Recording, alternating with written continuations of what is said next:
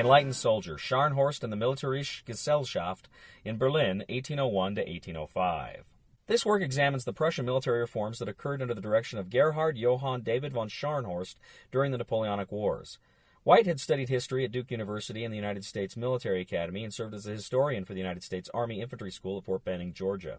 White notes in the preface to this work that in writing the book he intended to, quote, discover the essence of German military professionalism as exemplified by the 19th century Prussian General Staff. White explains in the introduction that Prussia's military disaster at Jena and Auerstadt in 1806 proved a catalyst for reform. The kingdom had too long believed that the military legacy and traditions of Frederick the Great were enough to ensure victory in any future war.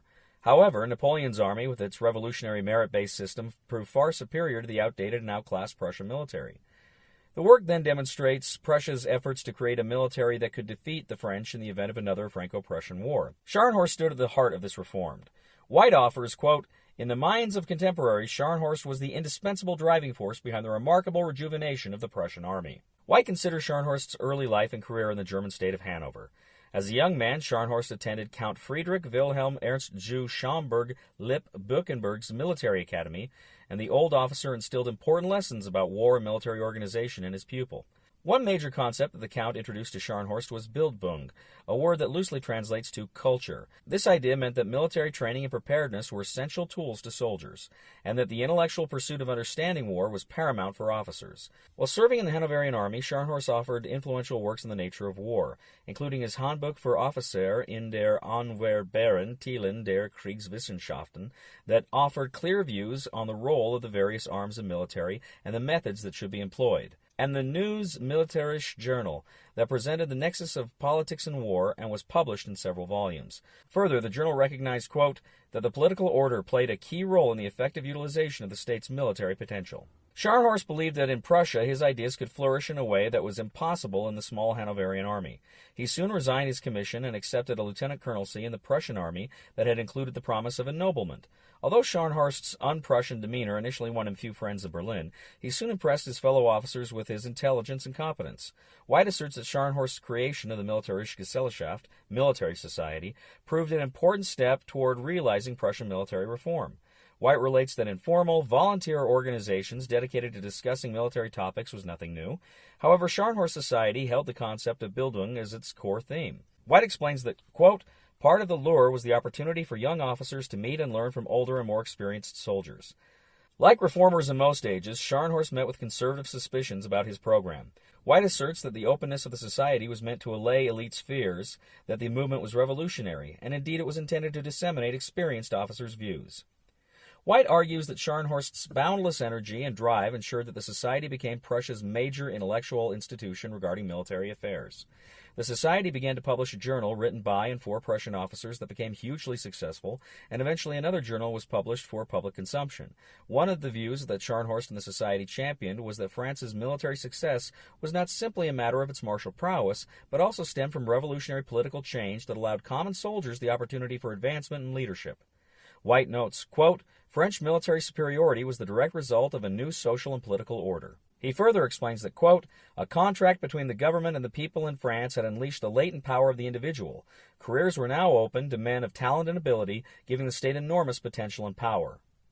Therefore, Scharnhorst's program rejected the idea of a single aristocratic commander exerting direct authority over his army and called for an organization of professional experts to run military units in conjunction with the commanding officer. King Frederick William III generally supported Scharnhorst, but the army still had not adopted most of the reformers' ideas by the time of Jena and Auerstadt in 1806. The defeat left a deep, humiliating scar in Prussia and proved the major impetus for the implementation of Scharnhorst's views. August von Gneisenau was the member of the society who shared Scharnhorst's outlook and worked toward reform. Gneisenau's reputation had been bolstered during the war with France by his bold defense of Kolberg, and he joined Scharnhorst and Friedrich Karl Reichsfreiherr von Stein to champion the creation of a merit-based general staff system and technical military education for officers. White asserts that, quote, leadership would be equally attainable for all classes, not just the nobility. White considers the campaign against Napoleon in 1813 as it provided the testing ground for the reformers' efforts. Unlike 1806, every army commander from division to corps to army had a professional staff system in place to plan and offer advice. These staff officers have been the product of Scharnhorst's military education system.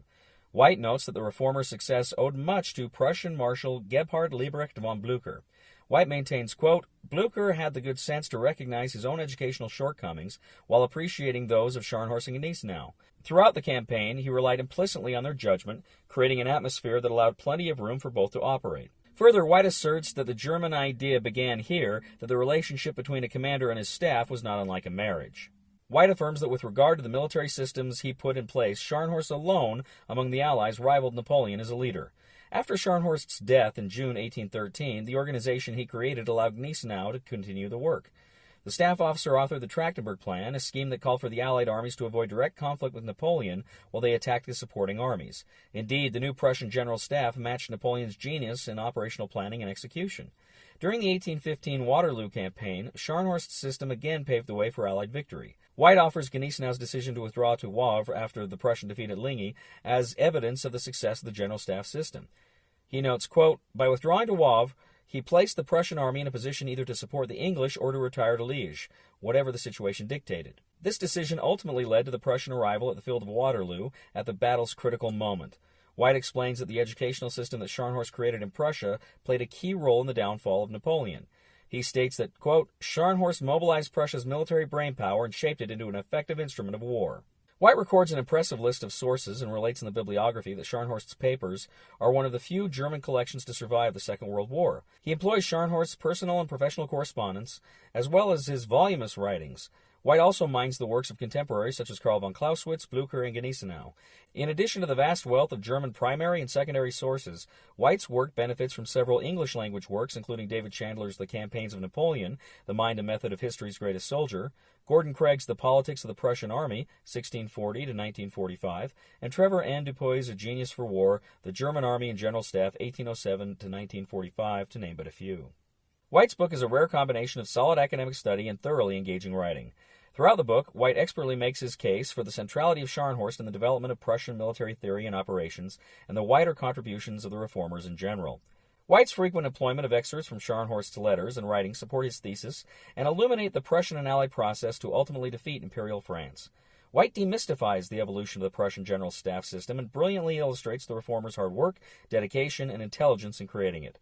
The result is a magisterial book that Napoleonic experts and students new to the field should embrace.